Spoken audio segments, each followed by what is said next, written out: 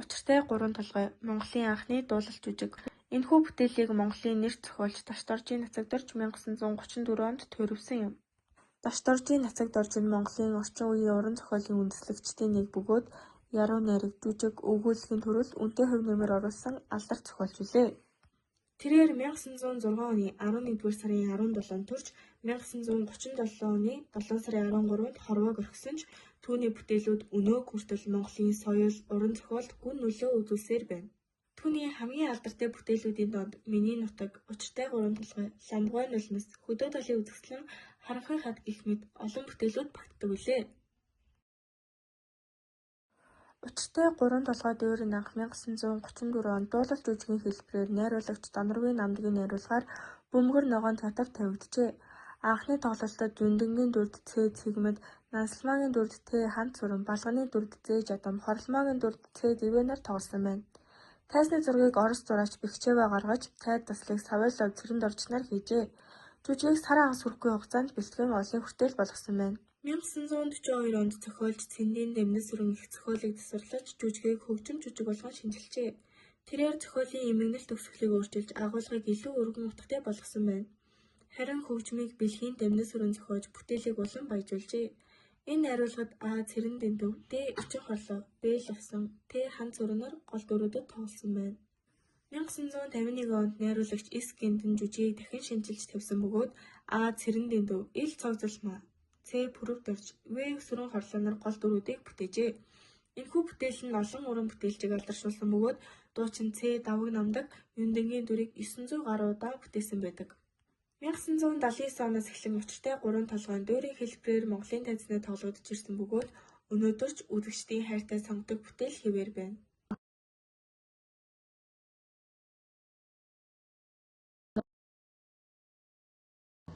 Хөгжим Б. Дамдын сүрэн, Б. П. Смирнов, цовнол Д. Нацагдорж, удирдаач Б. Дамдын сүрэн, Д. Лувсан Шарав, ерөнхий найруулагч А. Б.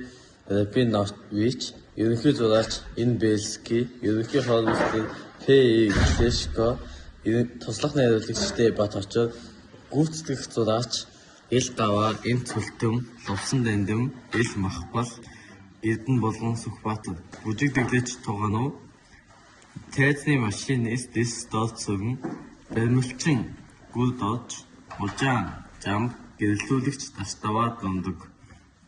Хөгжим Ил Холимог найрал хөгжим. Уран сайхны удирдагч Маршал Чойгулсангийн шагнал бүгдээр Монгол Ард улсын ардын жүжигчин оюун. Театрын дарга Ламжав, дөрүүдэд Юндэн, Цэрэн Дэндөв, Г. Гомсурн, Нансалмаа, Ичээ Орлоо, Эрдэнэ Урав, Хант Сурам, Балган, Лувсан, Даш Бунцаг, Хорломоо, Хант Сурам, Цэнт Сурам, Бүүвэж, Сүрэн Орлоо, Долгор, Чулуунхүү, худалдаачин Жигмэд Дорж, Дууч Дорж Даваг, Ард Өвгөн, Гомд Дорж, Чимэд Осор, олонний эзэгт найрал дуучид бүжигчид.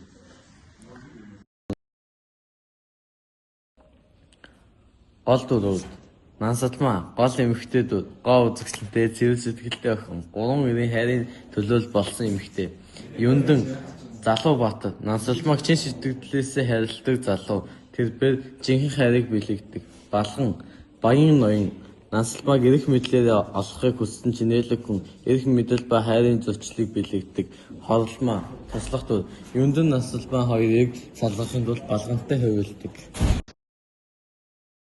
Үйл явдлын тайван нэг учрал хайр сэтгэлийн холбоотой Юндэн Нансалмаа хоёр толгой холбож айл гэр болохоор ярилцсан. Юндэн хурим найрын бэлтгэлээ хангахаар хот хүрээ явахаар болж амраг хоёр биеэ солддог. Юндэн явсны дараа Балган Нансалмааг олж харан өөр юм болгохыг санаалдаг. Үүнийг мэдсэн Хорломоо Балганг айлган явуулдаг. Нансалмааг хором муу үгээрээ барьж иддэг. Нансалмаа өвчөөгүй үл өгнө. Гэтэл хаанаас ч юм дахин Балган гарч ирэн Нансалмааг хүчээр авч явснаар нэгдүгээр үзэгдэл дуусдаг. Хайр ба зөрчил. Нансалмаа доглон нулимс унгаан Юндэн хүлээн сув. Хоёр уулын завсаар нэгэн бараа харагдах нь Юндэнтэй ихэд адилхан үзэгдвч биш байсанд нэгэн сэтгэлээр унав. Ээжбүү Дамдэн гихчээс хосынхоо тухай асууж чи чинь над мэдийн хүүхэн мөн биз дээ. Балганы эхнэр болсон гэж дуулдах жилээ. Юндэнгээр яах гэсэн юм бэ? хэмээгээд явсан дүүлэн суугцууд Юндан Нансалмааг эрен дуудах үед Нансалмаа танин очив. Тэр хоёр тохиолдсон зүйлээ ярилцсан сууж байтал балган гарч ирээд Юндангийн толгойд модоор зөхөн Нансалмааг авч одов. Уулын уруу унсан Юнданг холмоо үзэн ухаан оруулаад Юнданд Нансалмааг ходол муулсаар дагуулan явнаа. Хагацал балган Нансалмааг хүчээр хөрөмлүүлэхээр авч явж байв. Үүний дараагаар Юндан Нансалмаа хоёр уулзан оргон яв. Гэтэл балган хоёр хүнтэй хамт ирж амраг хоёрыг салган авч одов. Юндан модон дор хөллөн орхисонд хорломоо эрен хүлээснийг нь тайлваа.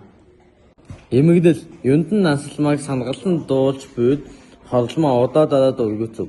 Юндан Нансалмаа дээр очинд Нансалмаа Юндантай хамт явж байтал уулын баруун талаас балган, зүүн талаас хорломоо нь хоёр хүн дагуулan гарч ирэв. Балган Юнданг хутгаар дөрөн алсан бөгөөд нөгөө хоёр хүн балганыг цагдаад хөрөхээр явах гэтэл балган зүхтэн.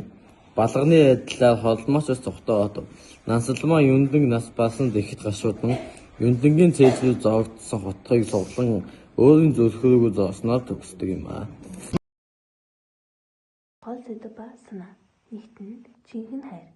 Юндан Нансалмаа хоёрын чин үнэнч хайр зохиолын гол үндэс болдог. Тэд бие биедээ үнэнч байж хамт амьдрахыг хүсдэг. Хоёрт нь нийгмийн ялгаа ба саад. Балган зэрэг эрх мэдэлтэй хүмүүсийн шунхай зан нийгмийн ялгаан залуусын хайр дурлал саад учруулдаг. Гуравт нь тэмцэл ба үнэнч чанар. Гол дөрүүд хайр сэтгэл эрх чөлөөгөө хамгаалахын тулд олон бэрхшээлтэй тэмцдэг. Нансалмаа үнэнч зангаа хатгалж үлддэг. Дөрөвт нь эмгэнэлт хувь тавилан. Буруу ойлголцол хүний муу санаа нийгмийн дарамтаас болж үйл явдал эмгэнэлт төсөлд хүрдэг бөгөөд энэ нь хайр, шударга ёсны үн цэнийг харуулдаг. Жүжиг нь Монголын анхны дуулал жүжиг болсноороо театрын урлагт шинэ хуудас нээсэн. Монгол хэл утга зохиолын хөгжилд чухал хувь нэмэр оруулсан. Монголын ардын хөгжим, дууг орчин үеийн театрт нэгтгэж соёлыг хамгаалсан. Олон оронд тоглогдож Монголын соёлыг дэлхийд таниулахад нөлөөсөн гэх мэт олон дүүрэн ач холбогдолтой. Дүгнэлт. Учиртай гурван толгой нь хайр сэтгэл, үнэнч зан, хүний мэс чанар, нийгмийн шударга бус байдлыг гүн утгаар харуулсан Монголын сонгодог бүтээл юм. Энэ зохиолоор дамжуулан тухайн үеийн нийгэмд хүмүүсийн хувь заяа эрх мэдэл, хөрөмчний ёс заншлаас хэрхэн хамаарч байсан нь тодорхой харагддаг. Гол дүрүүдийн хайр сэтгэл олон сар бэрхшээлтэй тулгарч байгаа нь жинхэнэ хайр ямар үнцэнтэй болохыг ойлгуулдаг бөгөөд хүний амьдралд мөнгө эрх мэдлээс илүү сэтгэл зүрх чухал гэдгийг өгүүлжээ. Мөн уг зохиол нь хүмүүсийн хоорондын үл ойлголцол, атааж өдөө, хувийн ашиг сонирхол ямар их хоригшдгийг харуулсан байдаг. Дөрүүдийн зан чанар хийсэн үйлдэлүүдээр дамжуулан сайн ба муу хүний ялгаа, зөв сонголтын үнцийг тодорхой мэдрэгддэг. Ялангуяа хайртай хүмүүсийг хамгаалах гэсэн тэмцэл, үнэнч байдлаар алдахгүй байх гэсэн оролдлого нь уншигч, үзэгчдэд сэтгэлийн хүч болон ухаарал өгдөг. Түүнчлэн учиртай гурван толгой зөвхөн хайр дурлалын тухай өгүүлээ зогсохгүй, тухайн үеийн Монголын нийгмийн байдал, ард түмний амьдрал, ёс заншлыг уран сайхнаар бүрдсэн үн цэнтэй бүтээл юм. Энэ зохиолыг уншсанаар хүний мэс чанар, хайр сэтгэл, үнэнч байдал ямар ч цаг үед хамгийн эрхэм зүйл хэвээр байдаг гэдгийг ойлгож болно. Иймээс энэхүү бүтээл нь Монголын утга зохиолын сор болсон бүтээлүүдийн нэг бөгөөд өнөөдөр ч хүмүүс амьдралын талаар олон зүйлийг бодогдуулсан утга санааг гүнзгий зохиол хэвээр байна.